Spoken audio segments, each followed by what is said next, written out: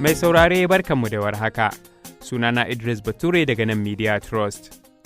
Durƙushewar layin wutar lantarki sau uku cikin awowi 24 da ya faru a Najeriya a makon da ya gabata ya jefa ƙasar cikin halin ni'yasu. Bayan gyara layin wutar lantarkin da hukumomin da abin ya rataya a wuyansu suka ce sun yi ne, wasu sassan arewacin Najeriya suka tsinci kansu cikin rashin wuta har kusan mako guda kenan. Shirin Najeriya a yau na wannan lokaci zai tattauna ne kan halin kuncin da wannan lamari ya jefa mutane da dama a ciki.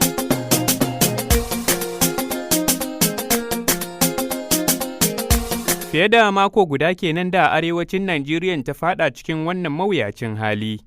Kuma kamar yadda al'ummar yankin suka bayyana, rashin wutar lantarkin ya kawo tsaiko ga al'amuransu na yau da kullum. To, wallahi muna ta fama da matsalar rashin wuta kwana da kwanaki, babu wutan nefa, an ɗauke wuta yau matsalar daban gobe daban, yanzu an ma kai gama an ce wutar ta ma samu matsala. Sannan in ka kawo caji sai ka kawo cajin wayarka ba ma a makala ma caji ba, amma sai ka tadda wayanka kawai ta zauna, wai layi bai zo kanta ba, ta zauna na kusan awa ɗaya da kusan rabi. Babu wai layi bai zo kanta ba saboda cajin ya yawa, kuma duk shagon da ka je kusan abin haka yake. Na kawo cajin waya na saboda wannan matsala da take faruwa, gaba ɗaya wutan nan ba shi, kuma yanzu kuɗaɗen man nan ba dole bane mutum yana da kuɗin da zai iya siyan fetur ɗin da zai tada wani janareto. Su kuma wayannan bayan Allah da suke ta fama da tada janareto suna karɓar naira 150 a hannunmu, amma har yanzu 150 ɗin ma baka samun biyan bukata. Sai ka bada 150 ka dawo karɓan wayan naka kaga tana nan har yanzu bata wuci 20% ba ko 15% ma. To kuma wani na nan akan layi. Ni tsakanin da Allah ni a rikice nake, dan ni gaskiya ta ɓaci, ni ba san sakon zan aika muku bane ni. In ban da rashin hankali zaka ja ruwa da safe ba wuta, ka je layin mai a ce ba mai 100, 200, 150 sai ma ka hau layi ka yi fafutuka ka dawo. Ni ɓacin raina ma na samu na wuni kai caji, wo na ɗauko labarin na fara gani shine wo ba ma ranar dawo da wutar. Muna fama da matsalar rashin wuta a yankin mu baki ɗaya ma dai arewa zan ce, saboda muna amfani da wutan nan sana'o'in mu, muna amfani da laundry haka guga, amma rashin wutan abubuwa duk sun ja baya. Muna ta fama da mutane wajen yawantan sallama mutane da cika alkawari. Ina asarar abubuwa da yawa saboda ayyuka dai sun bi sun cucunkushe abubuwan dai sai a hankali. To, wannan to Allah dai ya sauƙaƙa mu dai gaskiya, kuma wai to Allah dai sai kamar rasa ma yaya ma za ka iya ma fuskantar abubuwan ma, yanda ka san ba mu da shugabanni, ina wa'inda muka kai gwari, muka kai rana, muka kai waya, muka kasa bacci, muka kasa kwanciyar hankali. Muna cikin wannan masifa yanzu. Wutar ita ake dan samu, masu karamar sana'a da masu babbar sana'a da wutan nan ake dan samu, ake rita asa. Yanzu abinci ma na gida electric shine ake dan samun sauki. Yanzu an ce babu wutan nan, gawayi ana maganan 9,500 buhu 10,000 gawayi. To an zo maganan ice ne naira 100, sai a baka dan ice da ko duka zaka yi da shi ma sai ka raina icen, a wai shine icen naira 100. A'a ni bacin wayan ne da ai na kalle ne garin ne. Shi kuma an ce ya je can ya huta, kuma ya dawo da rashin wuta. Shi masu kasas da ni sunan shi ma ba riko zai ba yanzu. To ai shi ne magana da ya dawo dama da ya dawo da ya je hutun shi ya dawo ne ya dauke wuta arewan ne ya bi mu haka, tunda gatan mu a labarai an nuna mana ba a ma sanan dawar ta ba. Shi dai ya dawo Najeriya. To abu wai an ce an siyar, ba mu san waye siya ba, abu ba faifai yana ce wani ya siya, gobe a ce wani ya siya. To yanzu gashi mun ga layin mun nan muna fama fata su mace ta lalace, da asuba mu waye gari an ce an sace kan transformer, aka ce mun sai kayan 850, aka hada kuɗi aka siya. Yanzu kun sai kayan gyara, an gyara ta kuma ba wuta ma. Yanzu jefa ina bacci ne fa ta kwala mun salama, salamu alaikum, na fito ya dan nefa da bil, waya zo ya ban bil. Ajiyan ma da ba wuta? Ajiya ba wuta, ya zo da bil. To kwana ka nawa yanzu da baka da wuta da ya ka maka bil? Ni wallahi ban ma kirga. Me kace mishi? Na ta maguza tsakanin da Allah na zagaye. Dan ni ban kita a rigima ba a lokacin nan. In ba haka ba wuta mun kashe kuɗi kamar sallama, zo kaman bil. To me zan biya maka, rashin wuta zan biya? To assalamu alaikum, ni dai yanzu maganar da nake Allah sa wannan rashin wuta kar ya zama sanadiyar raba min aure, saboda yanzu ina son na gama da nan in tafi gurin injin nika. Shi ma ban san ina za mu kwana ba, dan kai nikan nan na kai shi wajen kwana 10 kenan.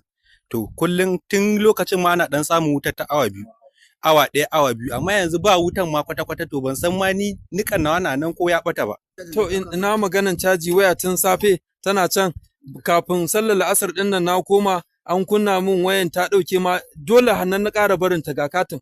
ga katin to ina ya siye to ya dole harkokin na ya ƙara ya kuɗi. kake gudanar da harkokin ka tunda an ce mutum To ai harkoki duka sun tsaya saboda dama ina cikin waya ne ma akan wata sabga shikenan wayan ta ɗauke babu. To yanzu wannan sabga ga yamma ta yi na riga na san ta riga ta tafi.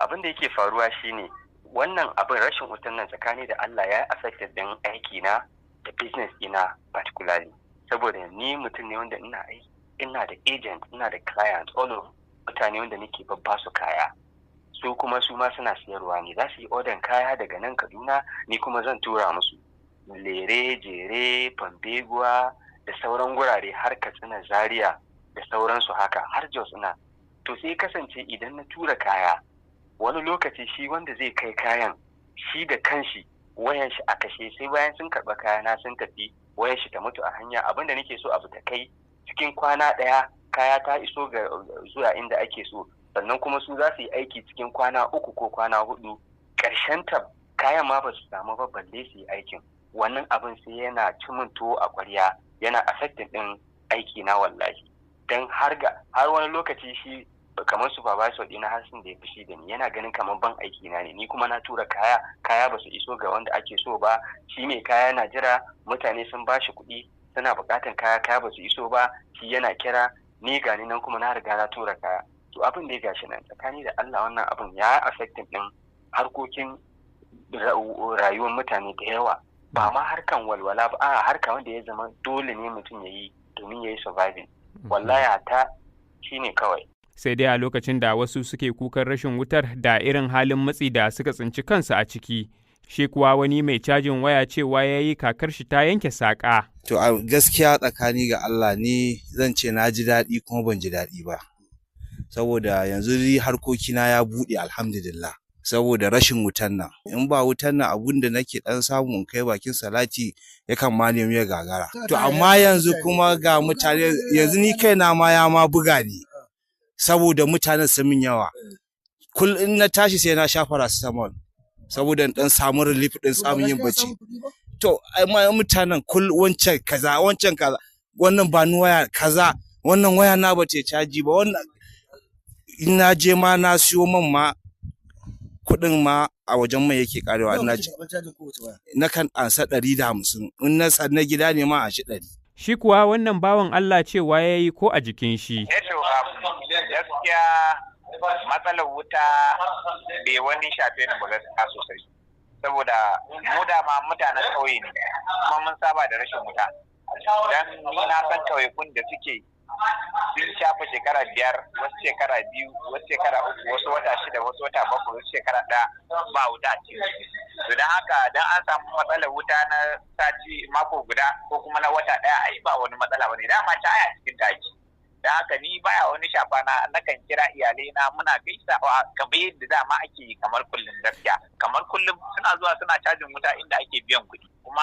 kamar kullum yadda dai ake caji naira 100 naira 70 haka ake yanzu ma bai tashi ba so mu mutanen karkara gaskiya wannan matsalar wutar bai wani shafe mu sosai waɗanda muke tausaya ma dai abokan zaman mu waɗanda suke zama a yankunan birane su ne abin ya fi shafa gaskiya. Shirin Najeriya a yau zai ji ta bakin masu fashin baki akan al'amuran yau da kullum nan gaba kaɗan a dakace mu.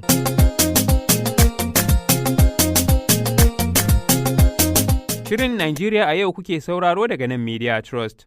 Kuna iya sauraron shirin a duk lokacin da kuke so a shafin intanet na aminiya.ng ko a trustradio.com.ng ko kuma ta hanyoyin sauraron shirye-shiryen podcast kamar Apple Podcast, Buzzsprout, Spotify ko kuma TuneIn Radio. Shirin Najeriya a yau yana tattaunawa ne kan irin halin da wasu 'yan arewa suka tsinci kansu a ciki sakamakon ɗaukewar wutar lantarki ta tsawon lokaci.